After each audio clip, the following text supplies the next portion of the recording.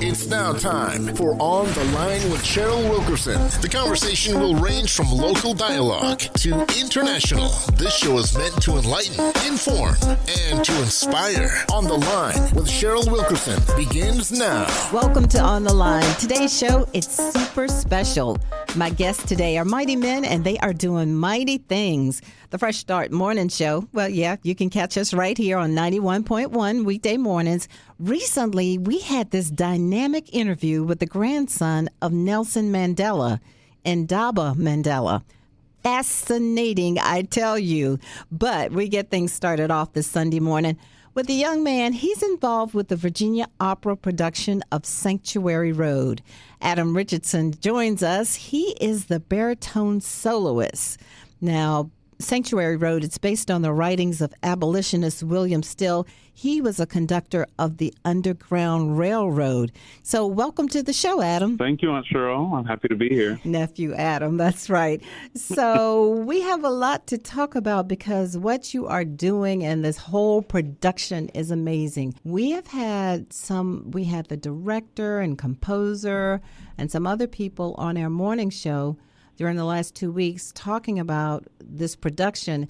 And we actually had listeners calling in. Some of them won tickets to the production. They were talking about how excited they were. They were talking about how they loved history and just got so excited. Some called and said, I want to go. I've never been to the opera. What do I wear? Because I want to go, because they got so excited listening to, this project. So how did you get involved? So last spring, the Virginia Opera Artistic Director, Adam Turner, reached out to my agent and asked if I was available. And before I could even get to the end of the email, I said yes. I think, what attracted me to this piece is the fact that I could perform here in my hometown. I am a 757 born and raised boy, and I travel so often for my job that family and friends don't often get to see projects that I'm on. Mm-hmm. So the fact that I perform for a hometown crowd is just really special, and I'm happy to be back because the first professional show I ever did was at the Virginia Opera when I was, I think, 16 or so. Wow. So you just gave me goosebumps when you said they called and asked, were you available? That gave me goosebumps because that means that you are one of those people that, yeah, you still audition and everything, but you are known out there and people know your work and people know your talent and they are calling for you. That is absolutely awesome. Well, it's nice to have the phone ring occasionally and me not have to audition for people. As you told me one time, Aunt Cheryl, there are a lot of beautiful voices out there. I was like, okay. It's true. It's true. But tell everybody your background as far as how you got to where you are today. Of course. So I'm from the area. I grew up in Smithfield, Virginia. I am a product of Smithfield High School in Alawite County and the Governor's School for the Arts in Norfolk, Virginia. And I just sang all my life, as you know. And I went to college at Carnegie Mellon University, where I got my BFA in music in 2009. And then I went to New York and got my master's degree in music from the Juilliard School in 2011. And I've been on this crazy train of the performing arts ever since. Why Carnegie Mellon? When I was applying to colleges, or when I was in high school rather, I wasn't sure if I wanted to do music full time, and I thought Carnegie Mellon would be a good program where most people that want to go into music go to what they're called conservatories, where you are only focused on your discipline.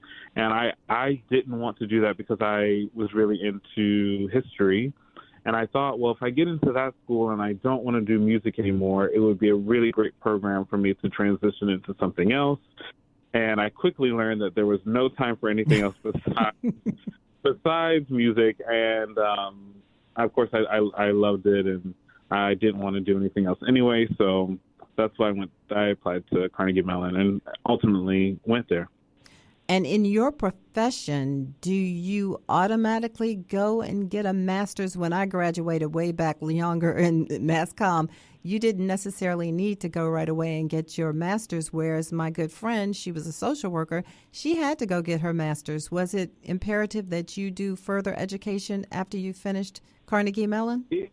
Yeah, it is, I would say, common practice for generally any musician, singer, or instrumentalist to get a master's, particularly to a singer. If you're in the classical field like I am, you're considered young. You know, when you graduate college, you're roughly around 21, 22, and that's considered young in my field. And so there's just a little more baking and cooking that one can do to really, quote unquote, master their instrument.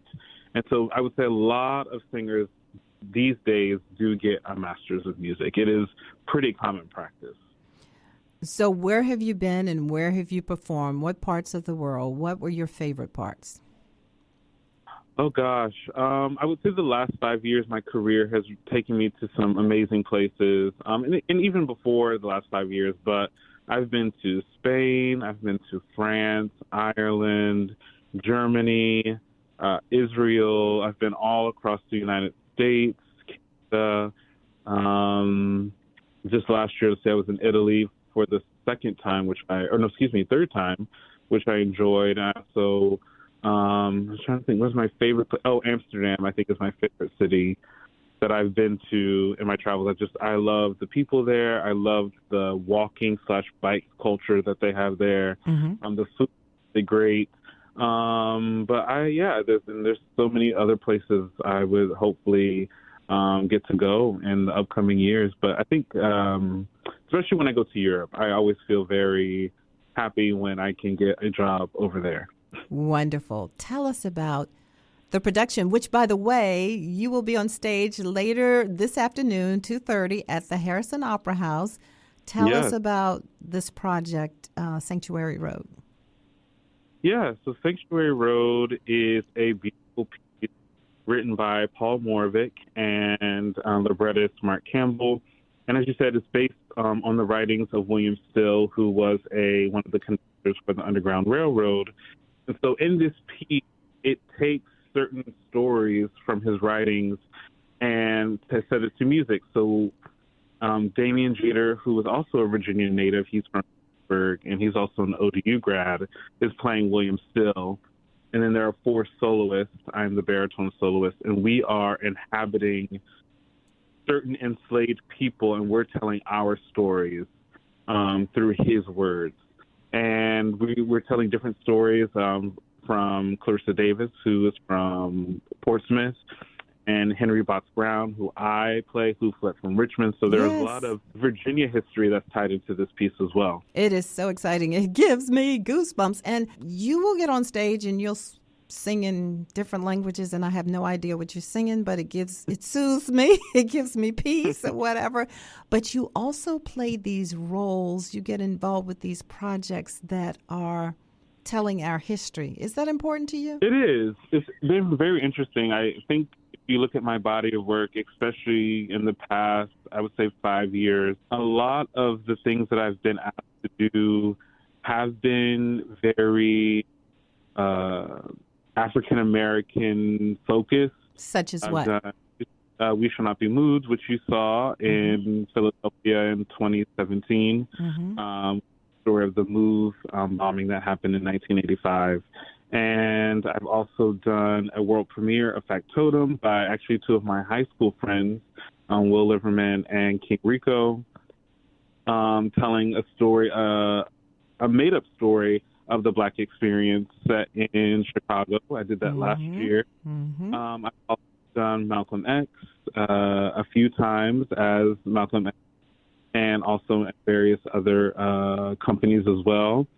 So I've been telling a lot of our stories, and it's really nice because I think it brings a different type of audience to the opera than the standard and traditional works that maybe people in the Black community don't resonate as well with. And so doing things where people can see themselves on stage and identify with the characters on stage, I think is very important to me and for me. I do want people to go to the virginiaopera.org website because they have a special pay as you can, I think they call it, for these performances. Yeah, pay what you, mm-hmm. Say it again, Adam. Pay what you wish. Pay what you wish. Mm-hmm. And like I said, we had people calling us saying, I've never been. I want to take my children. I want to take my neighbor's children. But we don't even know how to dress for the opera. And the answer we were told is dress in how you are comfortable, and people will be dressed in a variety of clothing, but come as you are. Yes, definitely. I mean, come as comfortable as you want to be. I mean, I be jealous that you're comfortable and I'm wearing a 3-piece suit on stage, my costumes. But yeah, please come out, because at the end of the day, we want butts and seats, and we would hate for people to feel like clothing is a barrier to enter that space. Adam, we are extremely proud of you, young man. One of my greatest joys in life is following my nieces and nephews around to wherever they are, whatever they're doing. It just makes my heart happy. One of them said to me, "Are you coming to so-and-so?" And I was like, "I don't know." "Well, you're expected. That's your job." It's like, y'all really think that is my job, don't you?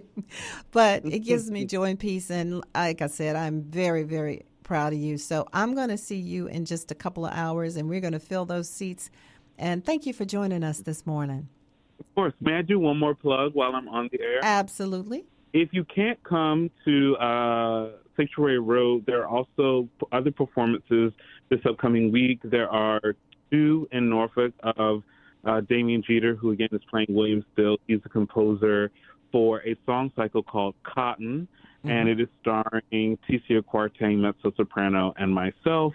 And the performances will be at, I believe, St. Mary's Basilica in Norfolk on Tuesday. And also there's one at ODU at Dean Fine Arts on Wednesday. And I believe 7 or 7:30. I can't remember. But they're on the virginiaopera.org website, that information.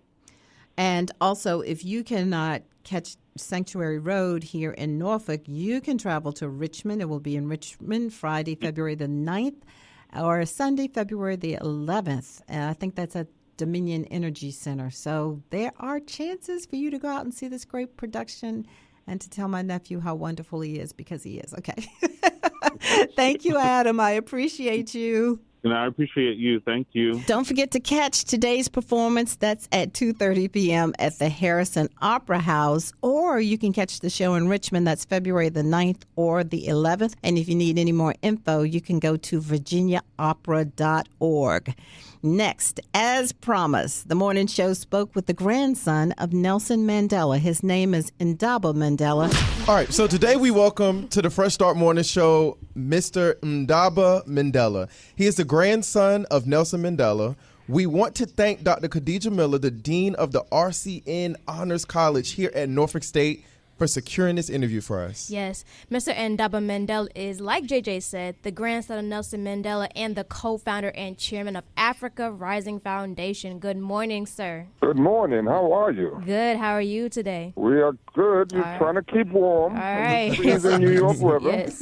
So in the studio this morning is DJ B, Cheryl Wilkerson, Maynard Scales, JJ Mayo, and myself, Nia Ward. So in preparing for this interview, I read that you traveled the world talking passionately about Africa. So please speak as to why you are so passionate about Africa and spreading the word about Africa. I'm so passionate about Africa because you see what is perpetuated in the mainstream media is that Africa is a place of war, poverty, disease, and dictators. And the only nice thing that you want to go and do in Africa is go on a safari. And we are tired of this misconception. We want people to understand that Africa is a place to some of the most beautiful, amazing territories you'll ever see in your life. I mean, we have amazing islands on the east coast as well as west coast of Africa. On the east coast, you have places like Mauritius. You have Zanzibar. On the west coast, you have places like the Seychelles. I mean, you have places more beautiful than Hawaii. I mean, every single brand today, whether it's H&M, whether it's Louis Vuitton, whether it's Zara, are all getting the inspiration to design their garments from the country of Africa, whether it be a zebra, whether it be a leopard. I mean, Africa is just all over. People just don't know it. Mr. Mandela, this is Maynard. Talk that talk, first off. I like that. I think the other piece that's critical and important about the continent of Africa, not just fashion, but Africa is the home to the greatest riches that the earth knows, whether it's gold, diamond, oil, and other things. How is it that so much of the world takes from Africa, but so much of the world is ignorant about the continent? The people are ignorant because of what is being maintained in the media. You see what I just described. They just want people to see Africa as being poor, which is not. It's actually the richest continent in the world. Every single piece of material that is used for your cell phone, for your smart TV, has been taken from the continent of Africa. You see, what they do, they make sure that we in Africa are fighting, are in civil war, are constantly at loggerheads with each other, so that they can continue mining those resources for next to nothing. You see, you go to French former colonized countries, they don't have their own banks. They don't have their own hospitals. Everything is controlled by France, you know? Mm-hmm. And you go to Congo, the richest country in the world, right? This is where King Leopold once, called it his backyard, and actually annihilated about 75% of the population, purely because they want to continue taking those resources without actually paying a fair price for it. They want to basically get all those resources for next to nothing for free and keep raping our people. And our people are still fighting. It's not like Africans are not fighting. It's not like we're not against it. But every time we have a leader that wants to do right for his people, what do? They assassinate him. They get rid of him one way or another. I think a lot of times Americans, African Americans, blacks in America, think of racism or white supremacy or these issues as an American problem. You being the grandson of Nelson Mandela, a man who served 27 years in prison for fighting for justice. Yes. You, as a freedom fighter and activist yourself, as you mentioned, yes. France and the rape of African nations by the country of France. Belgium, yeah. Mm-hmm. Let us just say for a second, white supremacy, racism, and oppression of the African diaspora is a world problem. It's not American. And that's where, yes. You being, 10 years, say, for instance, my junior, but us being black men, that's something that we have in common. No matter when we walk upright on the face of the planet, there's somebody who is out here preying on our downfall. That's correct, my brother. That's correct. You see, they cannot fathom the talent that we have. They cannot believe that this black nation, this black continent, has so much richness under the earth. And it's not just, like you said, brother, an American problem. You have Chinese on the continent doing the same thing, basically excavating without any permits, mining without any permits. They even, trick the people by, they fix the scales, they fix the scales so that people are still not getting fair value. You spend 4 or 5 hours underground mining, you collect a huge pile, you're hoping that you're going to get 10, maybe 15 kilograms. You go to the scale, and the scale says it's only 11 kilograms. So again, the Chinese are also raping the continent, because they need resources to grow their massive population. So this is a westernized world that has tried to entrench their Western values onto the rest of the world, but by stealing, by pillaging, by raping other people, because they are so afraid of what they don't know, instead of them trying to work with us and trying to understand us, to build a stronger world so that we don't have young people, going and risking their families' lives, crossing the Mediterranean Ocean from Mali all the way to get into, France or to get into Spain, et cetera, et cetera. But they'd rather steal so that we don't have anything. So how can you blame immigrants from trying to get into America, trying to get into Europe, when you have stolen everything from their country?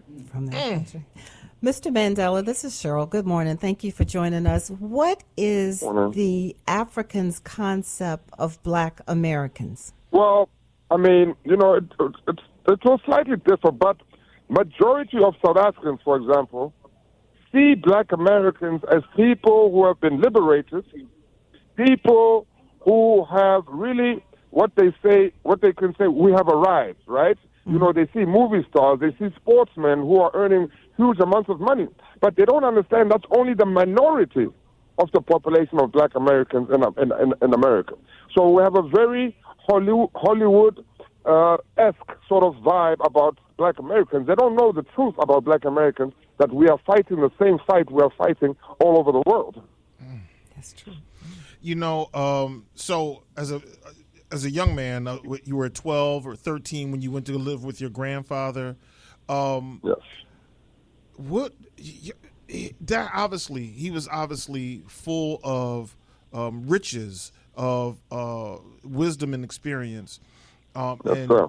poured into you the passion that we hear.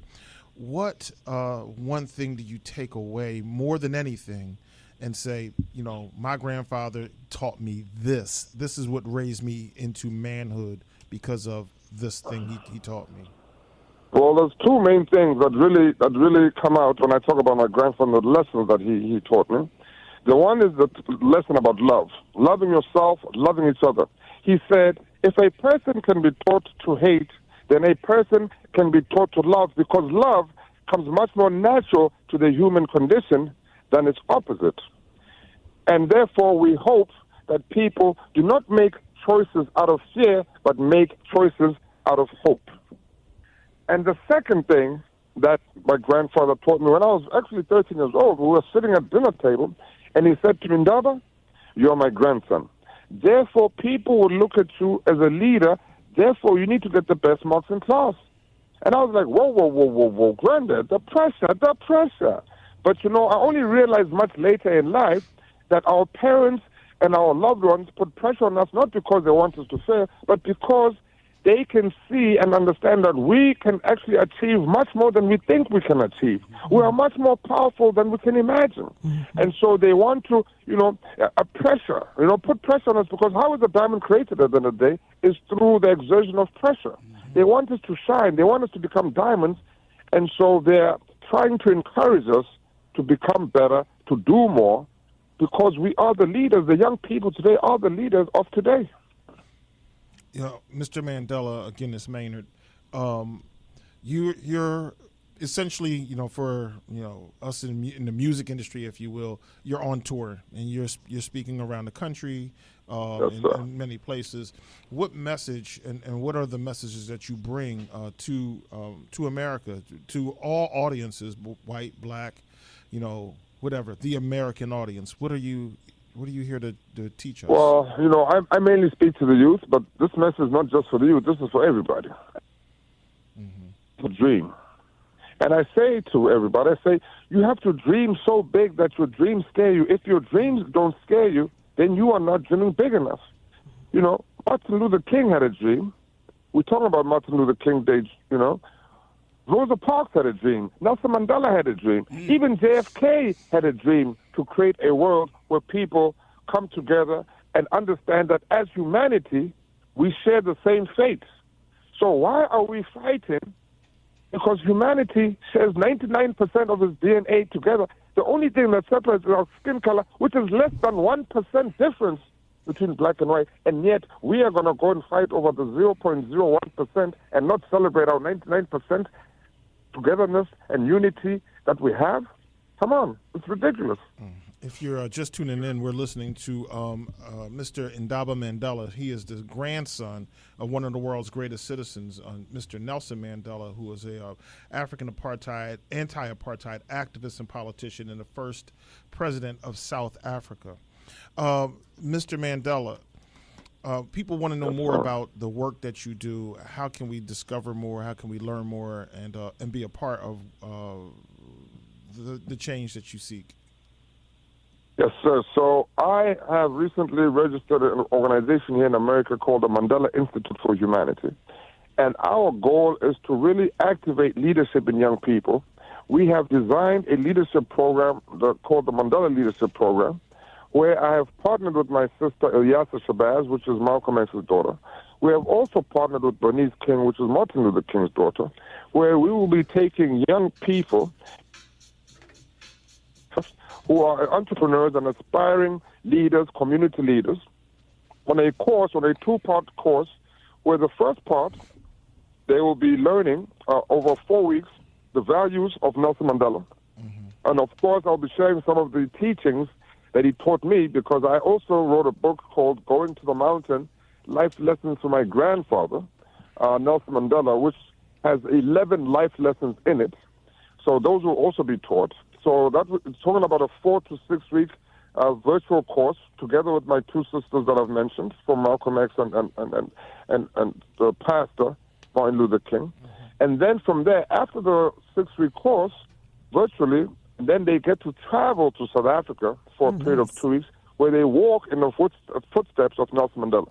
So in Johannesburg, where he became a lawyer and opened up the first black law firm in South Africa, which was called the Mandela and Tambo Lawyers.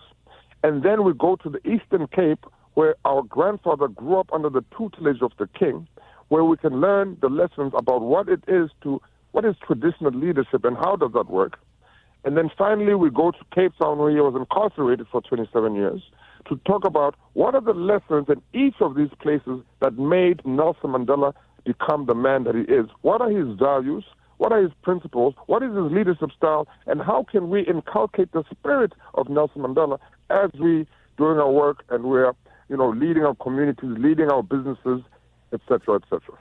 Mr. Mandela, Cheryl again. You are also a political consultant. This is a broad question.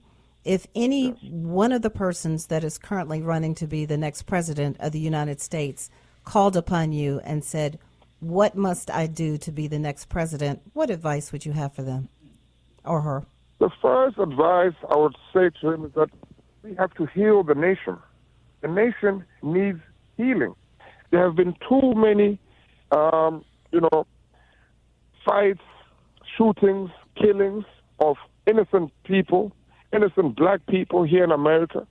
And we in South Africa had something called the Truth and Reconciliation process, where we took the victims of apartheid together with the perpetrators to put them on the same table to discuss the atrocities of the past. In order for us to heal, we need to be able to discuss the atrocities of the past and really be able to agree on the facts. If me and you are arguing and you say, this is a table, and I say, no, this is a chair, it's going to be very difficult for us to continue and to build a better world if we don't agree on the facts of what happened in our history. So the first thing that this nation needs to do is to do a lot of healing, a lot of searching, and really getting people to come to the same table and talk and be honest and open so that we can address these wounds that exist here in America.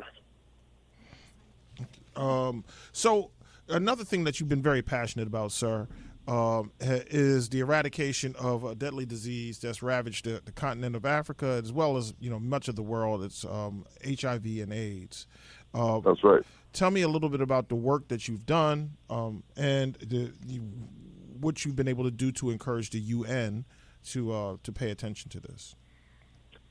So, unfortunately, both my parents died through HIV/AIDS, and so when the United Nations asked me to be their global ambassador, I obviously took that up, and we started in South Africa during the World Cup, where we went and spoke to orphanages, old age homes, but also to sex workers. We talked to high school students who talk about the importance of young people using condoms when they engage in sex, and also knowing their status.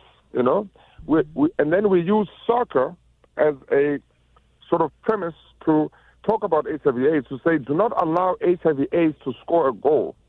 We do not want any new deaths related to HIV/AIDS, and we do not want any new infections related to HIV/AIDS.